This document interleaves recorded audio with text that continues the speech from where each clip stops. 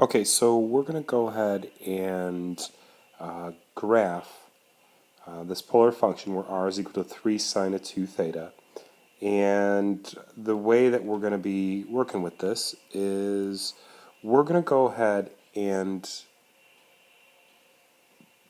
basically look at patterns when we graph this. In class we talked about a few different things, but this guy right here is A, and this guy right here is B. And so A tells us how long the leaf is. Okay, so it's going to be a radius of 3. B is going to tell us how many leaves. Okay, if it's even, it's doubled. So that means in this problem, they have a length of 3, and there is a total of 4 leaves. Now, the other piece that I need is spacing of my leaves, and that's always done by 360 divided by the amount that there is, so they are spaced 90 degrees apart. So I know I have leaves that are going to be a length of 3, there's going to be a total of 4 of them, last but not, and they're spaced 90 degrees apart, but last but not least, where do they start? They always start at the max of our trig function. So the max of sine is at 90 degrees. Okay, so it's when sine of theta is equal to, when theta is equal to 90 degrees for sine. So, well, if I look at my equation, I am just going to focus on that double angle right there, and I'm going to say, okay, when is 2 theta equal to 90? Well, when theta is 45, we'll be taking sine of 90 degrees, because if I put 45 in there, that's going to equal 90. This right there tells me my starting point is 45 degrees. So what I do is I look at my polar graph, and I'm going to rotate all the way up to 45 degrees, which is pi over 4, and I have a radius of 3, so 1, 2, 3. I'm going to go out 3 units, and I'm going to plot my point. Okay, and what's going to happen next is if we think about our basic trig functions and how they're graphed, so if you see the little graph that I'm putting down here at the bottom,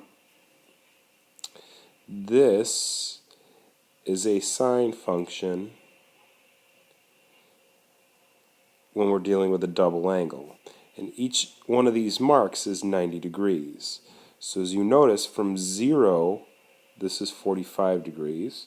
So from 0 to 45, we're increasing our radius out. So you're going to see when I start to graph this, from 0 to 45,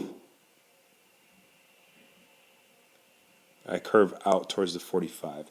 Then if we look back at our graph down here, from 45 to 90, I decrease back to 0. Okay? So that's how I get that petal length, that curve from our trig function. Doesn't need to be perfect, but that's approximately what that first petal is going to look like. So we're using a little bit of a pattern here to graph this guy rather than going through and plotting every specific point. So now, with the spacing of 90 degrees, I know that if I rotate 90 degrees this way, so that would be 3 pi over 4, that's where the peak of my other leaf is going to be, and I just recreate that same space. I'm going to rotate another 90 degrees, so I'm going to add 90 degrees here, and I'm going to get my next leaf. I go out 3, plot. I'm just trying to trace it so you can see the actual petal. And then I'm going to rotate another from 90 degrees, so that's 7 pi over 4, out 3 units. And here is our rose. Okay, Now the only difference between sine and cosine is that with cosine, the max is at 0 degrees. So cosine actually is always going to start right here. Okay, but that's how we graph sine. I'll do another video a little bit later with cosine and gives you a way to look back at this and see how these are graphs if you have a couple extra questions.